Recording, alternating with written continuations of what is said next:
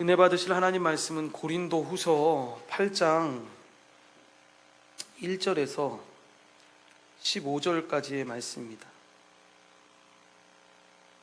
고린도 후서 8장 1절부터 15절까지의 말씀을 다 같이 합독하겠습니다. 형제들아, 하나님께서 마게도냐 교회들에게 주신 은혜를 우리가 너희에게 알리노니 환난의 많은 시련 가운데서 그들의 넘치는 기쁨과 극심한 가난이 그들의 풍성한 연보를 넘치도록 하게 하였느니라. 내가 증언하노니 그들이 힘대로 할 뿐 아니라 힘에 지나도록 자원하여 이 은혜와 성도 섬기는 일에 참여함에 대하여 우리에게 간절히 구하니, 우리가 바라던 것뿐만 아니라 그들이 먼저 자신을 주께 드리고 또 하나님의 뜻을 따라 우리에게 주었도다. 그러므로 우리가 디도를 권하여 그가 이미 너희 가운데서 시작하였은즉 이 은혜를 그대로 성취하게 하라 하였노라. 오직 너희는 믿음과 말과 지식과 모든 간절함과 우리를 사랑하는 이 모든 일에 풍성한 것 같이 이 은혜에도 풍성하게 할지니라. 내가 명령으로 하는 말이 아니요 오직 다른 이들의 간절함을 가지고 너희의 사랑의 진실함을 증명하고자 함이로라. 우리 주 예수 그리스도의 은혜를 너희가 알거니와 부요하신 이로써 너희를 위하여 가난하게 되심은 그의 가난함으로 말미암아 너희를 부요하게 하려 하심이라. 이 일에 관하여 나의 뜻을 알리노니 이 일은 너희에게 유익함이라. 너희가 1년 전에 행하기를 먼저 시작할 뿐 아니라 원하기도 하였은즉 이제는 하던 일을 성취할지니 마음에 원하던 것과 같이 완성하되 있는 대로 하라. 할 마음만 있으면 있는 대로 받으실 터이요 없는 것은 받지 아니하시리라. 이는 다른 사람들은 평안하게 하고 너희는 공고하게 하려는 것이 아니요 균등하게 하려 함이니, 이제 너희의 넉넉한 것으로 그들의 부족한 것을 보충함은 후에 그들의 넉넉한 것으로 너희의 부족한 것을 보충하여 균등하게 하려 함이라. 기록된 것 같이 많이 거둔 자도 남지 아니하였고 적게 거둔 자도 모자라지 아니하였느니라. 아멘. 저는 읽으신 말씀을 가지고 교회는 한 가족처럼 가진 것을 서로 나누며 살아간다. 교회는 한 가족처럼 가진 것을 서로 나누며 살아간다라는 제목으로 이 성경적 교회 10번째 말씀을 전하고자 합니다. 우리가 2주에 걸쳐서 한 가족으로 살면서 그리스도의 충만함에 이르는 교회에 대해서 우리가 살펴보고 있는데, 지난 시간까지 한 몸 한 가족에 대해서 우리가 배웠습니다. 예수 그리스도가 한 가족으로 부르셨기 때문에 여러분, 우리가 그렇게 사는 것인데, 그러니까 그냥 가족이 아니라 여러분, 교회는 하나님이 낳으신 가족입니다. 그래서 교회는 이 서로를 대할 때 이 가족의 원리로 대하게 되는데, 이렇게 처음 탄생한 교회는 4가지의 일에 힘쓴 것을 보게 됩니다. 바로 배움, 즉 사도적 가르침 받기를 힘썼고, 이 교제와 성찬과 기도에 힘썼습니다. 여러분, 이렇게 이 교회가 서로 교제할 때의 모습이 이 가족의 모습이었는데, 그 모습은 함께 있어서 물건을 서로 통용하고 이 재산과 소유를 따라 팔아서 이 필요에 따라서 나누어 주었는데, 또한 한 마음으로 예배를 하고 집에서 교제하며 하나님을 찬미했습니다. 그러니까 여러분, 얼마나 이것이 놀라운 일인지 모르는데, 다양한 배경을 가진, 그러니까 서로 알지도 못하고 살았던 사람들이 오직 복음을 듣고 믿어서 여러분 세례를 받은 후에, 즉 한 가족이 된 후에 사랑으로 한 가족처럼 살아가는 이 교회 공동체의 모습이 여러분, 그 당시에 살아갔던 일반의 사람들에게 얼마나 충격적이었겠습니까? 그래서 그 충격은 결국 그들에게 칭송을 불러일으키고 이 복음 전파, 곧 전도가 되게 되는 것을 보게 됩니다. 그래서 사람들은 교회의 이런 초월적인 모습을 보면서 이 두려워하면서도 어떻게 저렇게 살아갈 수가 있을까라고 하며 교회를 칭송했고, 그래서 칭송하는 것에서 그쳤던 것이 아니라 나도 저들처럼 되고 싶다라는 마음이 생겨서 여러분 주를 믿고 구원을 받았다라는 것입니다. 이것이 어느 정도였냐면 당시 초대교회에는 두 가지가 여러분 없다고 했습니다. 하나는 자신의 것을 자신의 것이라고 말하는 사람이 없고, 또 하나는 이 율법의 성취였던 이 가난한 사람이 전혀 없었다라는 것입니다. 여러분, 모두가 가난하지 않았기 때문에 가난한 사람이 없었던 것이 아니라 가난한 사람들을 위해서 사람들이 구제하고 베품으로 말미암아 모두가 함께 그 가난함에서 벗어났다라는 것입니다. 이제 오늘 제목을 한번 다 같이 우리가 읽겠습니다. 교회는 한 가족처럼 가진 것을 서로 나누며 살아간다라고 이야기합니다. 여러분, 오늘 본문 말씀에 나오는 이 고린도 교회는 이방인들로 구성된 대표적인 교회인데, 여러분, 초대교회의 시작은 거의 유대인들로만 구성이 되어 있었습니다. 그러다가 여러분, 교회가 시간이 지나면서 엄청난 이 핍박을 받기 시작하는데, 그래서 예루살렘에 있던 이 성령을 받았던 사람들이 각각의 지역으로 흩어지게 되는 것입니다. 더 이상 예루살렘 안에서 신앙생활을 유지하기가 힘드니까 다른 곳에서 믿고자 각처로 다 떠나게 됐던 것입니다. 그러면서 십자가 복음이 이 각처에 전파되기 시작됐던 것인데, 이것이 바로 여러분 복음의 역사입니다. 사람들이 핍박을 피해서 이 곳곳에 흩어지면서 십자가의 복음을 전하니까 여러분 이방 땅 가운데도 복음이 들어가고, 여러분 그 복음으로 말미암아 이 교회가 탄생된 것입니다. 그래서 사도행전 9장에 보면 그렇게 기독교를 박해했던 이 사도 바울마저도 이 기독교인들을 죽이겠다라고 결심하러 가던 길에 이 예수님이 찾아오셔서 그를 부르심으로 회심하게 되는 것을 보게 됩니다. 결국 복음이 여러분 풍성하게 이방 지역으로 흘러감으로 말미암아 이 고린도 교회라든지 아니면 로마서에 나오는 그 로마 교회 등이 생기게 되는데, 그렇게 이방인들을 위한 교회들이 많이 생기기 시작합니다. 그러니까 당시 교회는 크게 두 가지의 형태를 가지고 있었는데, 이 예루살렘에 있는, 즉 유대교에 믿었던, 이전에 믿었던 유대인들을 중심으로 구성되어 있는 교회와 여러분 이방에 있는, 그러니까 이방인들을 중심으로 구성되어 있는 이 교회 두 가지로 나뉘어 있었습니다. 이러한 배경하에서 오늘 말씀을 우리가 봐야 하는데, 사도 바울은 고린도 교회 성도들에게 이 하나님께서 마게도냐 교회에게 주신 그 은혜를 너희들이, 고린도 교회가 알기를 원한다라고 이야기하는데, 마게도냐 교회들이 지금 어떤 상황이냐면 환난의 많은 시련 가운데 있다라고 이야기하고 있습니다. 여러분, 이것은 엄청나게 극심한 환난이 지금 그들에게 있다라는 것인데, 그런데 놀라운 것은 그들이 그럼에도 불구하고 그들에게 넘치는 기쁨이 있었다라고 말씀하고 있습니다.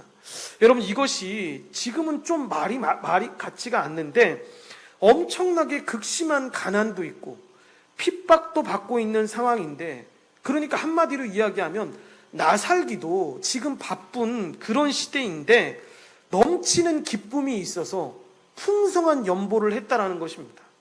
여러분, 여기서 연보라는 것이 헌금입니다. 그러니까 이것이 무슨 말이냐면, 바울이 지금 이방 교회의 헌금을 가지고 이 예루살렘에 있는 그 교회로 가고 있다라는 것입니다.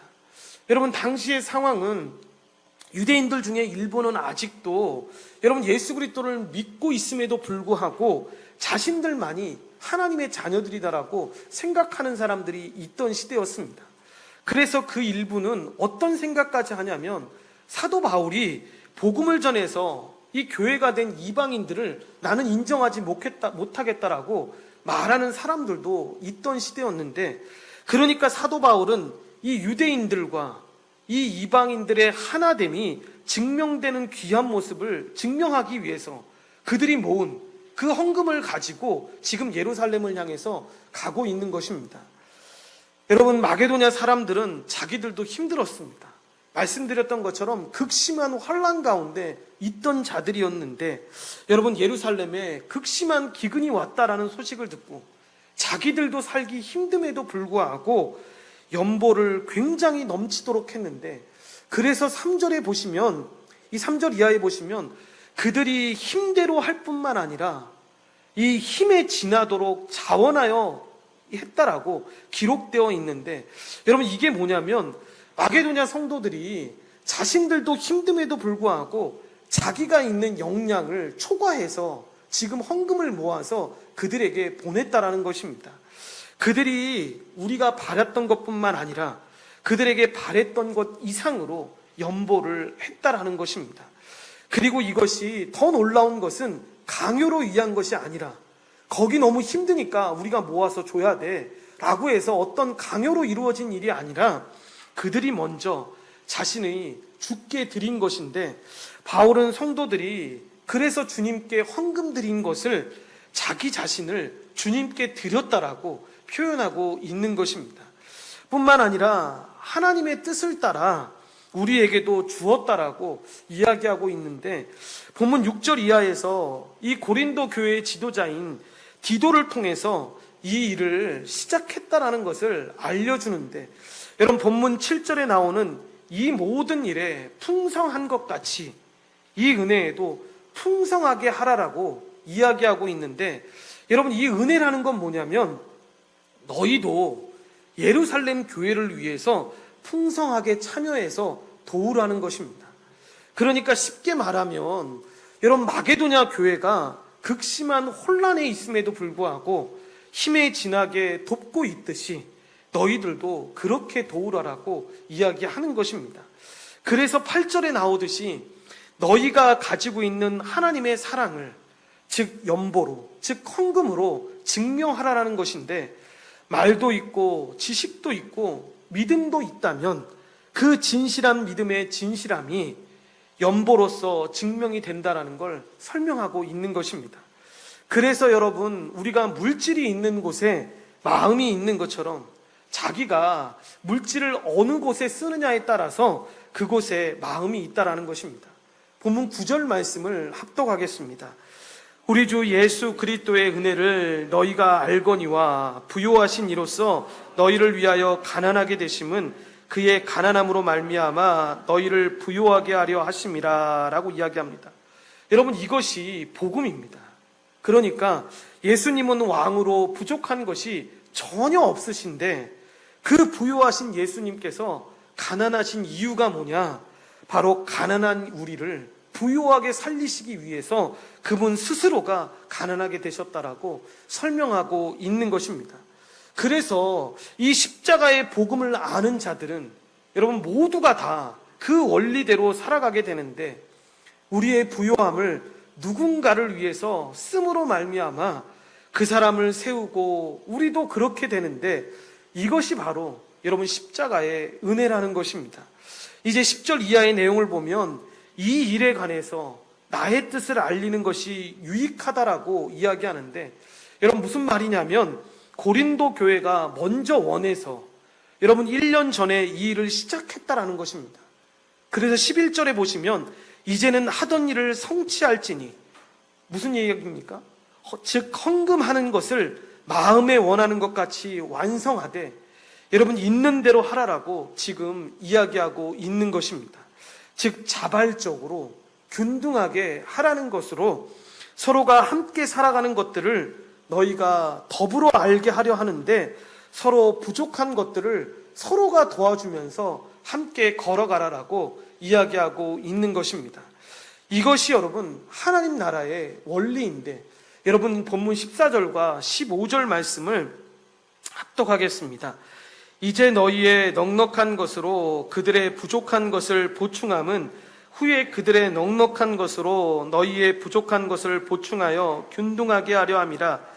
기록된 것과 같이 많이 거둔 자도 남지 아니하였고 적게 거둔 자도 모자라지 아니하였느니라 라고 이야기합니다.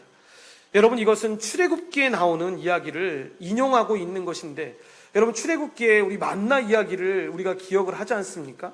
그러니까 광야 여정 가운데 여러분 하나님께서 40년 동안 그들에게 만나를 내려주십니다.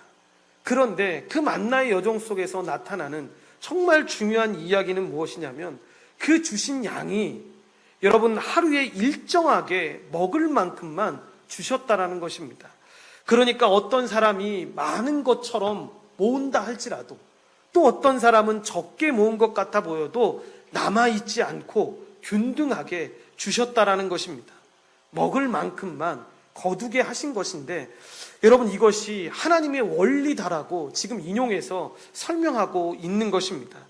이것이 오늘 본문 말씀의 지금까지의 기본 내용인데 여러분 이제 교재에 나오는 1번을 우리가 다 같이 한번 읽겠습니다. 가진 것을 나눔은 하나님의 은혜다라고 이야기합니다. 이것이 본문 1절부터 6절까지의 내용인데 너희가 은혜를 받았냐? 그러면 그 은혜 받은 것은 얼만큼 남을 위해서 나눈 건지를 통해서 너희가 그 받은 은혜가 증명된다라고 지금 이야기하고 있는 것입니다. 이렇게 하나님의 은혜를 받은 자만이 여러분 자신의 재물로 다른 사람들을 섬길 수가 있는데 그래서 마게도냐 교회는 여러분 분명히 환난과 시련이 있었고 극심하게 가난했지만 여러분 은혜를 받은 자였기에 여러분 넘치는 기쁨으로 오히려 힘에 지나도록 이 예루살렘 교회를 위해서 이 풍성한 영보, 헌금을 할 수가 있었던 것입니다. 여러분 어렵지 않았던 것이 아니라는 것입니다. 상황이 어려웠지만 오히려 성도를 섬기는 일에 헌금으로 참여할 수 있기를 그들은 간절히 구했고 결국 사도 바울이 놀랄 정도로 여러분 헌금을 했다라는 것입니다. 이것이 말이 쉽지 여러분 실제 우리 상황 가운데 있다고 생각하면 여러분 얼마나 어려운 일이겠습니까? 자신들도 지금 먹고 살기 힘들 판인데 그리고 이들의 상황이 지금 어떤 상황이었습니까? 예수 믿는 것 때문에 가진 핍박을 당하고 있을 때였습니다. 그런데 그럼에도 불구하고 힘에 지나도록 넘치도록 이렇게 돕는다라는 것이 여러분 더 놀라운 것은 무엇 때문인 줄 아십니까? 이 마게도냐 성도들이 여러분 예루살렘 교회에 있는 이 성도들을 본 사람이 거의 없다라는 겁니다. 그러니까 여러분 같이 몇십 년 동안 신앙생활을 했던 사람이 어려움을 당하고 있대 우리가 그 사람 도와줘야 돼 라고 해서 도와준 게 아닙니다. 그냥 세상적인 관점에서 본다면 이게 이해가 안 되는 게 어떻게 한 번도 본 적이 없는 사람들을 위해서 그 극심한 고난과 환난과 핍박 가운데 있을 때 자기의 힘에 넘치도록 이렇게 도울 수가 있냐는 것입니다. 그러니까 사도 바울이 여러분 이 모습을 통해서 증명하려고 하는 것이 무엇입니까? 우리가 예수 그리스도를 믿어서 교회가 된 자들이 어떻게 삶을 살아야 되는 것인지 증명하기 위해서 이 모습을 지금 보여주려고 했던 것입니다. 그런데 그런 사람들을 위해서 여러분 자신의 역량보다 넘치도록 도왔다는 것인데 그래서 여러분 이런 기쁨에 넘치고 힘에 지나도록 이 자원하는 헌금의 영적인 의미가 뭐냐? 자신을 주께 드리는 것이요 은혜라고 설명하고 있는 것입니다. 그래서 성경은 이런 헌신적 헌금을 은혜라고 표현하는데 그러니까 헌금 말고 그 외의 것으로도 성도를 섬기는 것은 여러분 하나님이 주신 은혜로 이 계획한 헌금을 제대로 시행하는 것은 은혜를 그대로 성취하는 것입니다. 그래서 헌금의 주된 목적과 이유가 뭐냐고 누가 물어보면 여러분 헌금은 하나님께 드리는 것인데 그런데 여러분 실제로 하나님은 사실 돈을 쓰시는 분이 아니지 않습니까? 그러니까 결국 이것은 뭐를 뜻하는 거냐면 한 몸 한 가족으로 살아가는데 이 재정들이 쓰이는 것을 이야기하는 것입니다. 그래서 저나 여러분 모두 여러분 이 재정적인 훈련을 잘 받아야 하는데 그래서 여러분 우리의 마음 가운데 지금 돈을 많이 벌건 많이 가지고 있건 적게 가지고 있건 상관없이 내가 가지고 있는 이 모든 것들을 하나님이 채워주시는 것이지 내가 지금 뭔가를 쌓고 있는 것이 아닌 것이지라는 것을 우리 스스로가 경험하지 않으면 이 내려놓는 훈련을 하지 않는다면 그래서 이 출애굽 시대에 그날 만족하지 못하고 이 의심하며 스스로 채우려 했던 모습을 그런 모습대로 우리가 살아간다면 이 헌금을 통해서 하시는 말씀을 우리가 분명히 깨달아야 합니다. 두 번째를 한번 읽겠습니다. 가진 것을 나눔은 참된 믿음의 증거요 그리스도를 따르는 삶이다 라고 이야기합니다.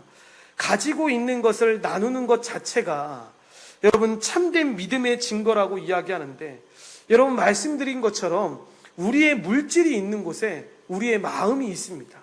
여러분 이것은 바뀔 수가 없는데, 그래서 여러분 우리가 누군가를 도울 때 그냥 섬길 수가 없지 않습니까? 여러분 물질을 쓰게 되어 있습니다. 돕고 싶은 마음이 생기는 것이니까, 그래서 물질로 섬기는 것인데, 그래서 말만 할 수가 없다라는 것입니다.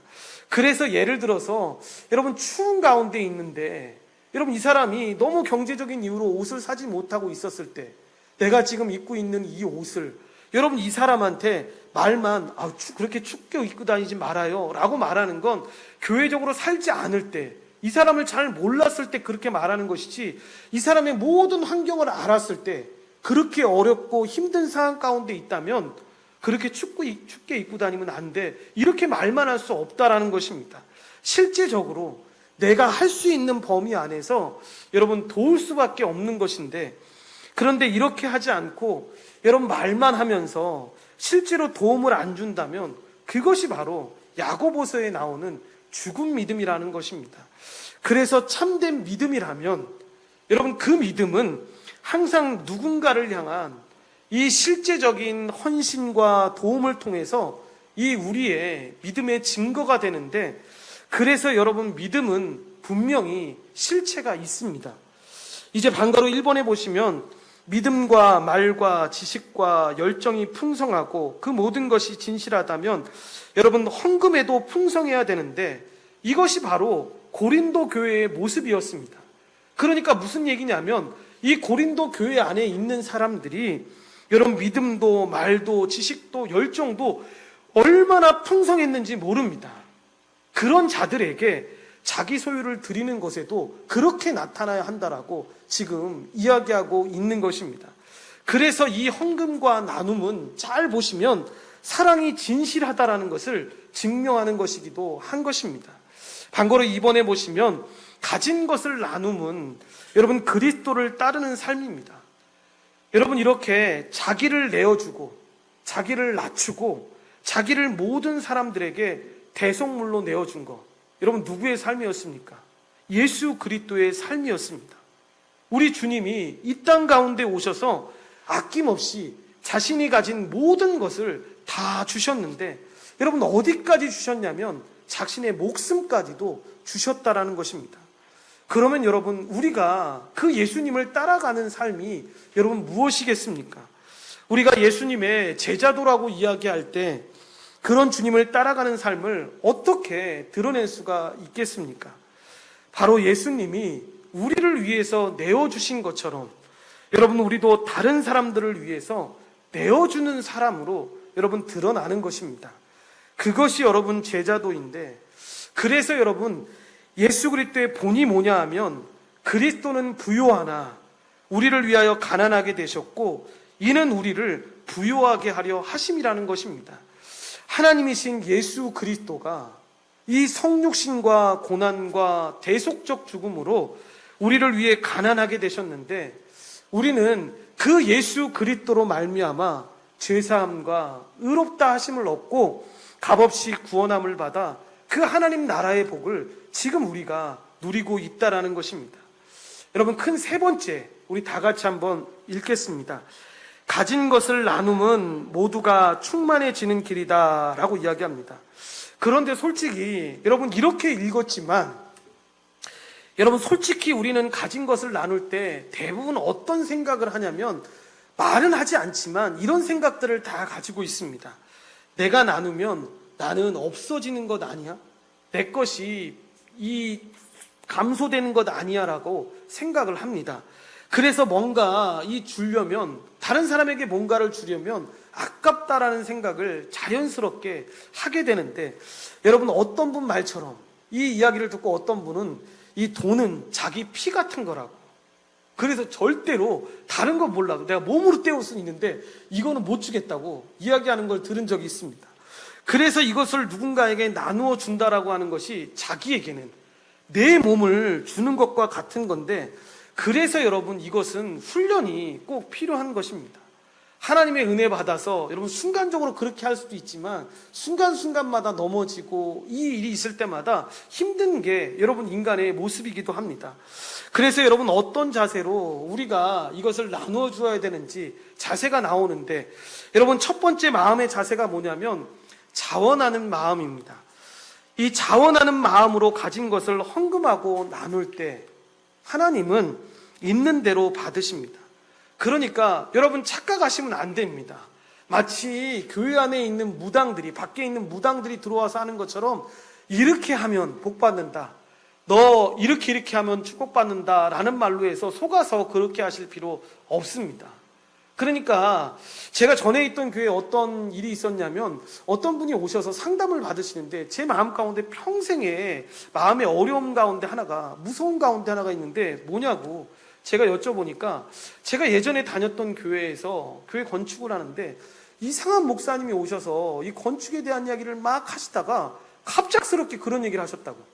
여기 있는 사람 가운데 1억을 하나님 앞에 헌금할 사람 일어나 라고 하는데, 그날 짠 건지 몇 명 안 되는 성도가 거의 다 일어났다는 겁니다.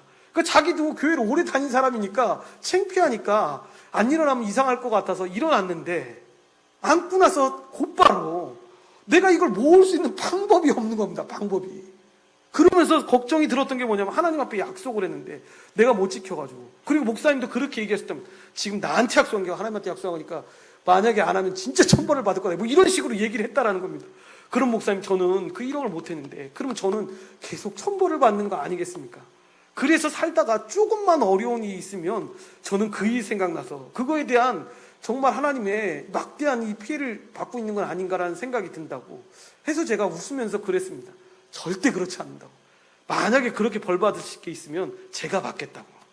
그러니까 마음 편하게 집에 가셔가지고 그거 놓고는 기도 이제 안 하셔도 괜찮다고. 하나님은 그러신 분이 아니라고. 자원해서 하나님 앞에 나아가는 것을 받으시는 거지, 억지로 절대로 하나님이 받지 않으신다고. 그러니까 하나님께 드릴 때 기쁜 마음으로 드리시라고 말씀을 드렸던 게 기억이 납니다. 그럴 때 여러분 우리의 삶이 넉넉하게 되는 것을 우리가 보게 되는데, 여러분 이것을 우리가 경험해야 합니다. 그래서 여러분 우리가 어떤 이런 것들을 기복적인 신앙으로만 꼭 볼 필요가 없는 게 뭐냐면, 여러분 우리가 하나님의 채우심을 받는 게 여러분 기복신앙이 아닙니다. 기복신앙은 어떤 겁니까? 하나님의 영광이나 하나님의 뜻은 전혀 없는 겁니다. 그냥 내가 원하는 소원, 마치 어르신들이 물 한 잔 떠다 놓고 이 빌면서 내가 원하는 대로 다 이루어주세요 라고 기도하고 응답받는 것이 기복신앙이지, 하나님의 자녀가 하나님의 뜻에 따라서 하나님의 주시는 것을 경험하는 것은 여러분 너무나도 당연한 것입니다. 그러니까 이 땅을 살아가면서 이것이 꼭 물질로만 제한할 수는 없지만 이 세상의 모든 부분에서 우리가 사도신경에서 고백하고 있는 것처럼 하나님이 항상 일하고 있는 것을, 하나님이 우리의 삶 가운데 채워주시는 것을 우리가 경험하는 것입니다. 그래서 하나님의 사역 가운데 불필요하게 쓰는 것이 아니라 정말 하나님이 원하시는 사역을 먼저 세운 다음에 그 사역에 우리가 필요한 것이 무엇인지를 하나님 앞에 정하고 나아간다면 하나님은 하나님의 뜻에 따라서 그것을 채워주시는 것들을 우리가 경험하게 되는 것입니다. 또 하나는 균등의 원리로, 여러분 헌금과 나눔은 받는 사람들은 평안하게 하고 여러분 이 헌금하는 사람들은 괴롭게 하려는 것이 아닙니다. 이게 어떤 청년 하나가 이 말씀을 보고 간혹가다 오해를 했던 게, 이거 그냥 아무 일도 안 하면 되겠네요. 그러면 교회 안에서 그냥 무조건 받기만 하면 얼마나 편안하겠어요. 열심히 일해가지고 주는 사람들만 너무 속상하지 않겠어요? 라고 이야기를 하던데, 여러분 그렇지 않습니다. 이것은 오히려 균등하게 하려는 것인데, 헌금과 나눔은 결국 모두가 뭐냐면 부족함이 없이 모두가 풍성하고 충만해지는 길입니다. 그러니까 여기에서의 균등함은 여러분 충만함이라고 이야기할 수 있는데, 먼저 넉넉한 사람이 궁핍한 사람을 돕고, 여러분 후에 반대로 이 궁핍한 사람이 넉넉한 사람이 되었을 때 그들이 전에 헌금했던 그 부족함을 채우는 그런 원리인 것입니다. 그래서 넉넉할 때 돕고 부족할 때 이 도움을 받는데, 여러분 이렇게 서로의 넉넉함으로 서로의 부족함을 채우는 것입니다. 그러니까 신학교에 가보면 여러분 이 일반 학교에서는 그런 것들을 잘 경험할 수 없을 텐데 제가 1학년 때 학교를 다니면서 경험했던 것 중에 그리고 제가 4학년이 됐을 때 자연스럽게 그것을 갚았던 것 중에 하나가 뭐냐면 언제 말씀을 드린 것 같은데 신학교에 아주 좋은 전통 하나가 있었는데 이 기숙사 사무실 앞에 이 함이 하나가 있었습니다. 모든 사람들이 손쉽게 다닐 수 있는 지역이었는데 그 함은 문이 잠겨 있지 않습니다. 그런데 그 함에는 뭐가 들어있냐면 학교에서 제공하는 게 아니라 그 기숙사에 있는 선배들이나 기숙사에 있는 사람들이 자신이 가진 재정으로 남은 것이 있다면 남은 것을 가지고 식권을 사서 그 안에 몇 장이 되든 상관없이 넣어놓는 것이었습니다. 그래서 정말로 배고픈 사람이 정말로 먹을 수 없는 상황 가운데 있는 자가 부끄럽지 않게 그 자리에서 식권을 꺼내서 먹는 것이었습니다. 그리고 그 사람이 선배가 되었을 때 그리고 그 사람이 가진 것이 있는 시간이 되었을 때 그들 스스로도 누가 시켜서가 아니라 그렇게 식권을 사서 그 자리에 넣어놓는 것이었습니다. 여러분 그런 원리가 지금 이야기하고 있는 것입니다. 하나님은 이런 한가족된 교회의 헌금과 나눔을 통해서 모두가 남지도 모자르지도 않게 하시는데 본문 15절 말씀에 기록된 것과 같이 여러분 많이 거둔 자도 남지 아니하였고 이 적게 거둔 자도 모자르지 아니하는 것입니다. 그래서 교회에 극심하게 가난한 사람이 있다면 여러분 우리가 시간이 흘러서 교회 안에 정회원이 되었는데 그렇게 회원으로 살아가는 사람 중에 그런 사람이 있다면 여러분 이것은 말도 안 되는 겁니다.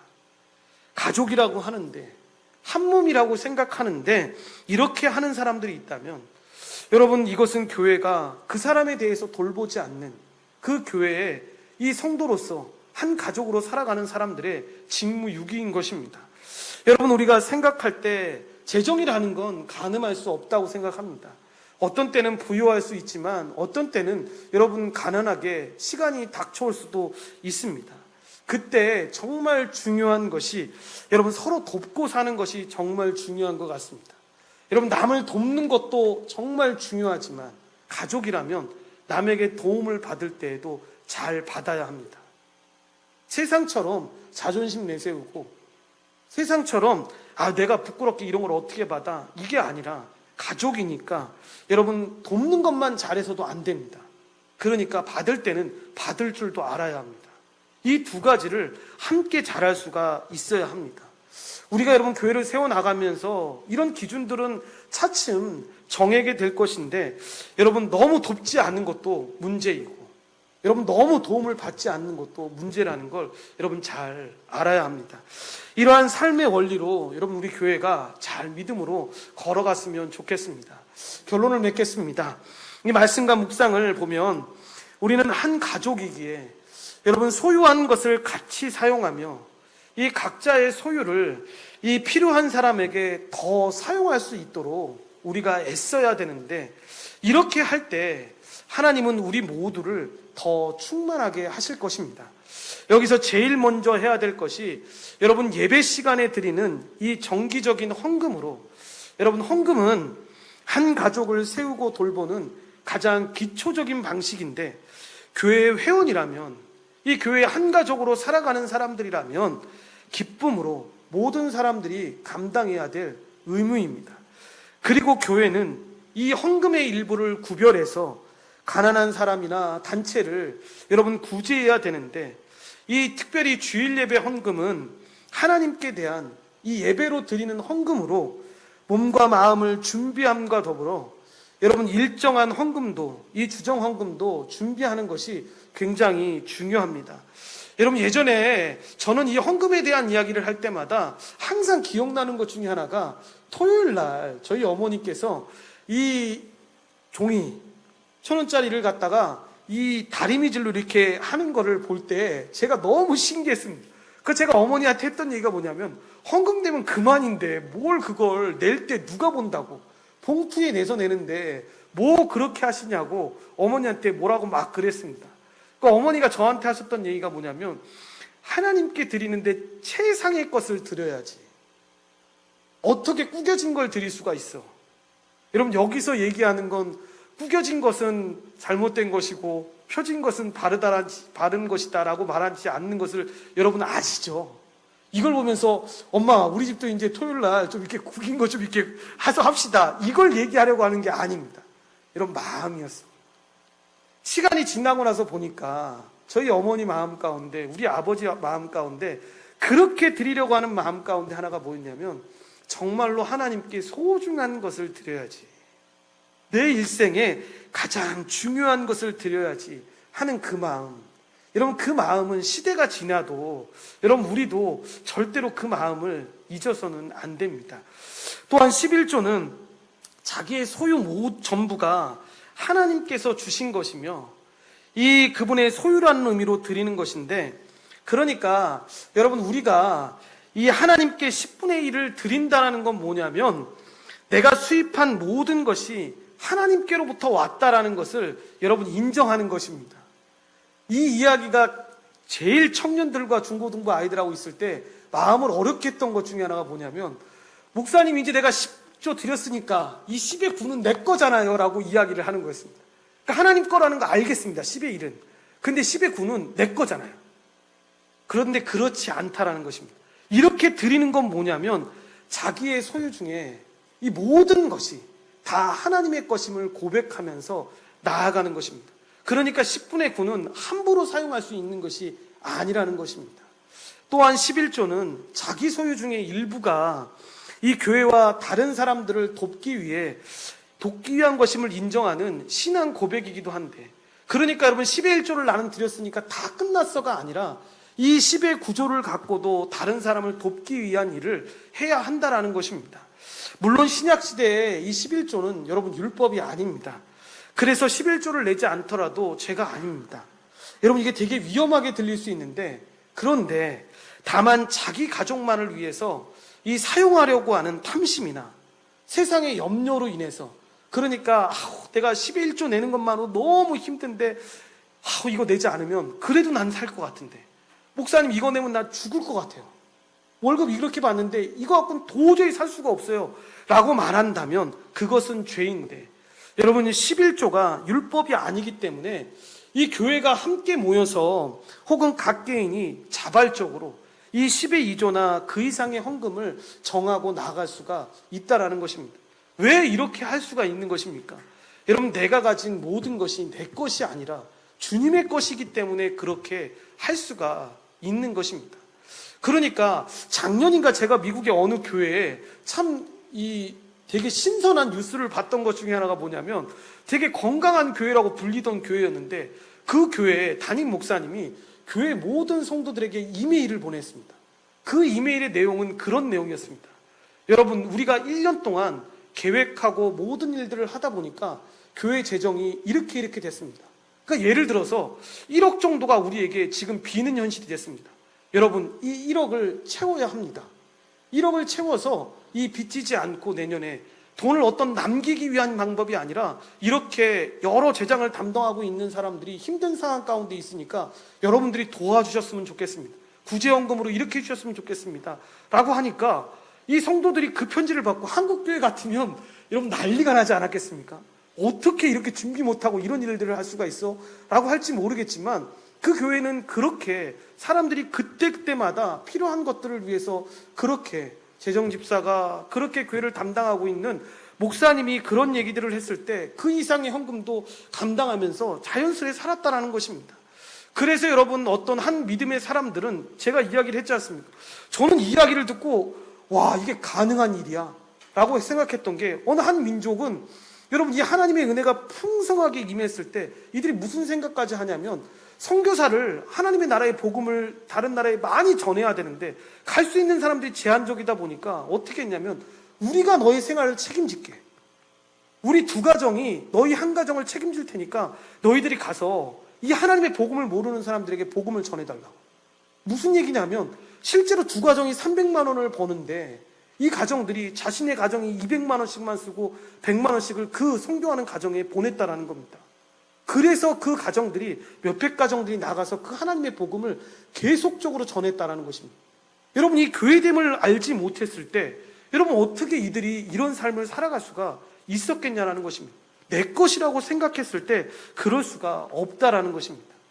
여러분, 이렇게 우리가 헌금을 하면서 이 나누는 삶 살기 위해서는 먼저 삶의 적정 규모를 정하고 여러분 검소하게 살아야 되는데, 그렇지 않으면 아무리 더 벌어도 여러분 계속해서 부족합니다.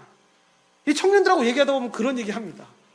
참, 그 대학교 졸업하고 나서 150만 원 이렇게 벌 때 11조 15만 원 내고 막 이렇게 살다가 이 얘네들이 이제 직장을 막 다니고 이제 300만 원 벌고 막 이렇게 벌 때가 되지 않습니까?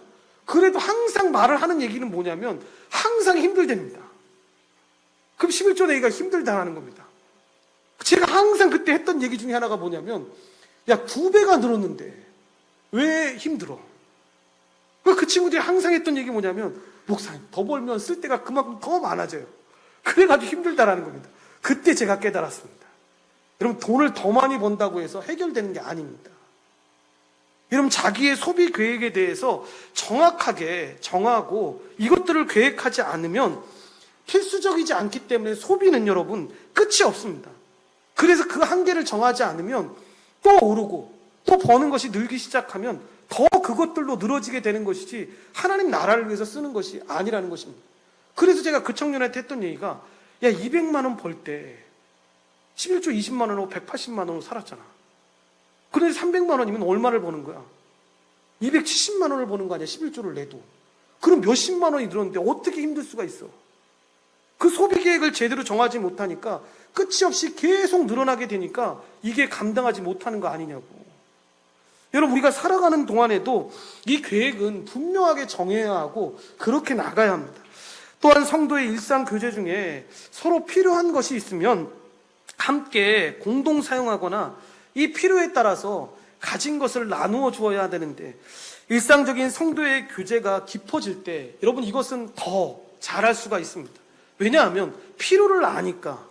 그래서 성도의 교제가 중요한 것인데, 여러분 알아야 도울 수가 있습니다. 그리고 교회를 통하지 않더라도 여러분 개인적으로 다른 지체를 도울 수도 있는데, 서로 가진 것을 통용할 수 있을 정도로 여러분 서로의 사정과 필요에 대해서 우리가 잘 알아야 합니다. 이것이 성도의 교제를 통해서 우리가 얻게 되는 유익 가운데 하나로, 그런데 여러분 대부분의 경우 많은 목사님들과 신학자들이 개인적으로 돕고자 할 때에도 여러분 교회와 의논하는 것이 좋다라고 이야기합니다. 이것도 여러분 무한적으로 보시면 안 됩니다. 그러니까 뭐 예를 들어서 제가 지나가는데 민열이 아이스크림을 하나 사주려고 하는데, 아, 이것도 개인적으로 돕는 거니까 교회에 물어봐야 되나? 누구에게 물어봐야 되나? 뭐 이 사람이 지금 음식을 제대로 못 해먹고 있는데 쿠폰 하나를 보내주는데 목사님한테 제가 쿠폰을 보내도 될까요? 뭐 이런 얘기를 하는 게 아니겠지 않습니까? 그런데 정말로 생각했을 때 이렇게 하는 것이 양쪽에 어려움이 줄 수 있다라고 생각하면, 그리고 실제로 여러분 교회 안에서 이런 일을 통해서 어려움을 당하는 경우들을 많이 겪게 되니까 드러내지 않게 교회의 임무로 하는 것이 가장 유익하다라고 이야기를 하는 이유가 여기에 있습니다. 그리고 헌금이나 개인적인 재정적 도움은 각자가 이 출석하는 교회가 지역교회가 우선인데, 그러니까 먼저 출석하고 있는 교회를 섬기고 함께 신앙생활하는 이 형제 자매를 먼저 도와주어야 합니다. 그 다음에 여유가 있다면 여러분 이웃을 도와줄 수 있어야 되는데, 하나님의 영광만이 드러나고 자신이 드러나지 않도록 여러분 최대한 조심해야 합니다. 여러분 이 이야기도 저희 그 친척 동생이 생각이 납니다. 저희 아버지를 너무 좋아했던 친척 동생이 하나가 있었는데, 이 동생이 저희 아버지가 개척하신다고 하니까 항상 방학만 되면 저희 집에 왔던 동생이었으니까 자기가 돈을 버니까 이제 저희 아버지한테 전화를 드렸습니다. 전화를 드려서 했던 내용이 뭐였냐면, 제가 지금 교회를 다니고 있는데 우리 교회는 너무 커가지고 11조를 안 드려도 될 것 같아요. 그러니까 큰아버지 교회에 내가 이 11조를 드릴게요 라고 이야기를 하는 겁니다. 계좌를 보내달라고. 여러분 그때 개척교회 처음이었으니까 얼마나 그게 큰 돈인지 모릅니다. 솔직히 저희 어머니가 이 설교를 안 되실 것 같으니까 솔직히 얘기하면 저희 어머니는 난리가 났습니다. 우리 아버지가 처한 행동을 보고. 아버지가 그렇게 얘기하는 겁니다. 그거는 네가 다니고 있는, 네가 은혜 받고 있는 교회에 드려. 그리고 남는 10의 구조 갖고 큰아버지 교회 돕고 싶으면 그거 가지고 해 라고 하고 얘기하니까 말을 흐리면서 아유 잘 계세요 하면서 전화를 끊더라는 겁니다. 그리고 그 이후에 한 번도 보내지 않았더라는 겁니다. 여러분, 이게 무슨 얘기냐면, 여러분, 이게 맞습니다. 이렇게 해야 합니다. 이외에도 우리가 여러분 한 가족으로서 교회가 할 수 있는 일들을 찾아보면 먼저 성찬의 의미를 잘 이해하고 여러분 제대로 시행해야 됩니다. 성찬이 뭐라고 했습니까? 여러분, 세례를 받는 사람만 할 수 있는 겁니다. 아무나 할 수 있는 게 아닙니다. 그러니까 초등학교 3학년부터 얘가 좀 이제 글을 좀 아는 것 같은데 그때부터 성찬의 떡과 이런 걸 대하는 게 아닙니다. 여러분, 세례를 받았다고 한다는 건 무엇입니까? 바로 죄사함을 받고 이제 우리가 그리스도의 몸 안으로 들어오는 그 과정에 지금 입문한 것인데, 그러니까 이제 그리스도 안에서 한 몸 한 가족이 되었다라는 것을 지금 이야기하고 있는 것입니다. 그러니까 가족이 됐다라는 것을 지금 공표하는 것인데, 그래서 세례를 줄 때 여러분 개인적으로 주지 않고 공동체 전체가, 그러니까 세례를 줄 때는 교회 안에 가족으로 있는 모든 사람들은 다 와야 합니다. 이 교회 가족들이, 그래서 그 자리에서 이 사람은 우리와 한 몸과 한 가족이 된다라는 것을 확증하는 시간입니다. 그러니까 수직적으로는 하나님과의 관계에서 언약을 맺는 것이고, 여러분 수평적으로는 여러분 교회 공동체의 사람들과 언약을 맺는데, 여러분 언약은 권리만 갖는 것이 아니라 여러분 의무가 전제되어 있는 것입니다. 그러니까 이 세례를 받은 사람, 이 성찬을 대하며 나아가는 사람은 이렇게 말하는 것입니다. 하나님에 대해서, 교회 공동체에 대해서 이제는 내가 아닌 우리로 살겠다고, 교회적 삶을 살겠다고 고백하는 것입니다. 이제는 그래서 한 몸으로 같이 자라나고 같이 배우고 함께 소통하고 함께 자라나겠다라고 고백하는 것입니다. 그러니까 그런 마음이 없으면 절대로 한 몸됨을 깨닫지 못하고 한 가족의 공동체로 살아갈 수가 없는 것인데, 온전한 교회에서 한 몸 한 가족으로 살고 싶습니다.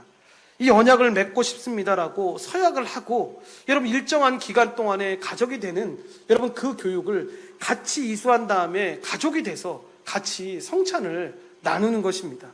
또한 교회 공동 식사는 이 한 가족의 식사로서 우리가 교회 식사를 잘 준비해야 되는데, 여러분 시간이 지나면서 모든 목사님들이 말하는 것 중에 하나가, 뭐 대형교회는 그런 일들이 별로 없었지만 이 개척교회를 하거나 조금 사람들이 모이는 숫자가 적은 곳에는 다 지금 제일 이 안타까워하는 부분이 이 교회 공동 식사가 사라진 거.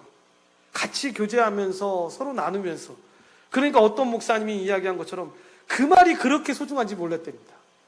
지나가면서 그냥 등 한번 쳐주면서 그동안 잘 지냈어? 이 말 한 말 해주는 게 지금 서로 만나지도 못하고 서로 교제하지도 못하니까 이런 일들을 못하는 게 너무 마음이 아프다는 것입니다. 여러분, 예수님의 공생의 사역기간을 보면 이 같이 공동 식사하는 것은 하나님을 아버지로 둔 그 한 가족이 누리는 이 천국잔치의 모형임을 보여주고 있습니다. 그래서 정성을 다해서 여러분 이 교제를 다하고 여러분 이 시간들을 확보를 해서 우리가 지역 모임을 하려고 하는데, 이 지역 모임에 그런 하나님의 은혜가 있었으면 좋겠습니다. 또한 교회 회원의 자녀를 함께 돌보는 것이 참 중요한데, 여러분 우리 자녀들이 이 세상을 살아가면서 그리스도인으로서 어떻게 살아가야 되는지를 함께 고민하고 격려하면서 같이 나아가야 합니다. 그러니까 선생님들한테만 다 맡겨놓고 나아가는 것이 아니라 모두가 다 우리의 자녀로 생각해서 우리의 자녀로 이들이 어떻게 살아가야 할지, 그리고 잘못된 모습을 보일 때에는 분명히 꾸짖기도 하고 이들이 어떻게 하면 이 세상에서 승리할 수 있는 방법을 알 수 있는지를 우리 삶의 그 은혜의 진리 안에서 지혜를 가지고 우리 자녀들에게 같이 나눠서 그들이 더 믿음의 길을 잘 걸어갈 수 있도록 도와주어야 합니다. 또한 한평생 교회를 섬기면서 살아왔던 이 노년의 성도들을 부모처럼 잘 돌봐야 되는데, 그러니까 여러분 아이들뿐만 아니라 여러분 서로 도우면서 한 가족처럼, 야, 내가 노년에 이곳에 내 몸을 맡겼으면 좋겠다 라고 생각이 들 정도로 교회가 여러분 튼튼하게 잘 서야 되는데, 교회가 이런 것들을 잘 할 수 있도록 여러분 우리 교회가 그렇게 점점 더 잘 세워질 수 있도록 여러분 우리 모두가 힘을 쓰고 애를 써야 합니다. 그래서 여러분 우리 이 공동체 안에 들어오는 모든 사람들이 나는 이곳에 있어서 너무 안전하고 내 미래가 내 노년이 너무 행복해라는 그 고백이 여러분 우리 가운데 있어야 합니다. 사랑하는 온전한 교회 성도 여러분, 교회는, 여러분 우리는 어떻게 살아야 합니까? 간단히 말하면 한 가족으로 살아야 합니다. 그것이 오늘 메시지입니다. 기도하겠습니다. 하나님 감사합니다. 하나님의 은혜 가운데 주의 백성들을 불러주시고 인도하여 주셔서 한 가족처럼 우리를 불러주시고 그렇게 살아갈 수 있게 허락해 주신 것 감사합니다. 하나님, 순간순간 우리가 이것을 깨닫지 못하고 나의 모습이 나올 때가 얼마나 많이 있는지요. 하나님, 그럴 때마다 나가 아니라 우리로 우리를 부르셨음을 깨달아 하나님 그 은혜를 기억하고 하나님 앞에 나아갈 수 있는 믿음의 백성들 될 수 있도록 주여 도우시고 인도하여 주시옵소서. 하나 되게 하신 것 힘써 지키고 그 하나 되게 하신 것을 힘써 지키는 방식들을 잘 깨달아서 주님 은혜로 나아갈 수 있도록 도우시고 인도하여 주시옵소서. 교회는 한 가족처럼 가진 것을 서로 나누며 살아간다라고 이야기합니다. 하나님, 강제적으로 이것을 해야 돼, 이것을 해야지만 복을 받을 수 있어가 아니라 하나님, 교회된 존재는 이렇게 살아가는 것입니다. 이렇게 주님이 우리를 만드셨습니다. 더 풍성히 누리고 더 나누고 베풀며 같이 기대며 걸어갈 수 있는 믿음의 백성 될 수 있도록 주여 도우시고 인도하여 주시옵소서. 모든 걸 주님께 감사드리오며 예수님의 이름으로 기도드리옵나이다. 아멘.